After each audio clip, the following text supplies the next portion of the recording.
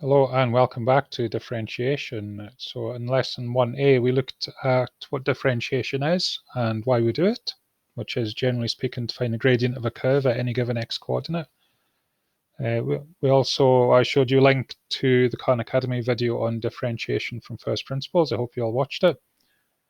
So let's actually differentiate some terms. So state simply, the power n multiplies to the front of the x term and the power lowers by 1. So if I have f of x equals x to the power 4, if I differentiate that, I will bring the power to the front, so it'll become 4x, and I would lower the power by 1, so it'll become 4x cubed. So notice I have f of x, a function of x equals x to the power 4, f dashed of x, which means the derivative of x, equals 4x cubed. So we need to get this notation right. So f dashed of x says I have differentiated, and I have got 4x cubed. Question number 2, differentiate 4x equals x to the power negative 3. X is not equal to 0, then remember that's because we can't evaluate 0 to the power negative 3. We cannot do 1 over 0 cubed because we can't divide by 0, so that relates back to the domain work we done in the functions and graphs chapter. So that's why this x not equal to 0 is in the question, to make it mathematically correct. So to differentiate, power to the front, so negative 3, drop the power by 1, x to the power negative 4. Remember f dashed of x.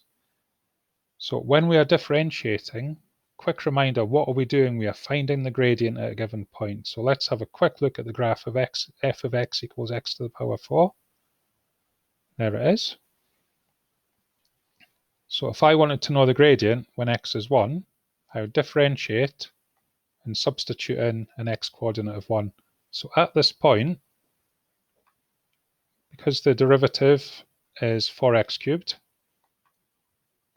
at this point when x is 1, the gradient would be 4 multiplied by 1 cubed, which is 4. So at this point, the gradient of the curve is 4. If I wanted to know the gradient when x is 2, which will be here, so if I want to know the gradient at this point, the gradient will be given by 4x cubed at this point as well. So the x coordinate's 2, so the gradient will be 4 multiplied by 2 cubed, which is 4 multiplied by 8, which is 32. So we've gone from a gradient of 4 to a gradient of 32 very, very quickly. If I wanted the gradient at this point when x is negative 1, I would substitute in negative 1. 4 multiplied by negative 1 cubed, which would be 4 multiplied by negative 1, which would be negative 4.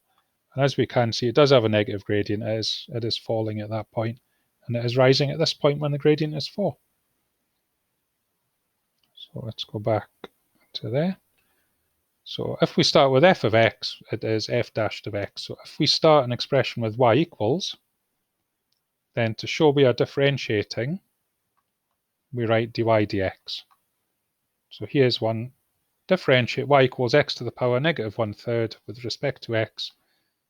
So instead of writing f dashed of x, we write dy dx. That means I'm differentiating y with respect to x, which basically means I'm differentiating the x terms. So power to the front, drop the power by 1. So this is where your fraction work needs to be good. So we have negative third, subtract 1, which is negative 1/3, subtract 3/3, which is negative 4/3. So that's where that comes from.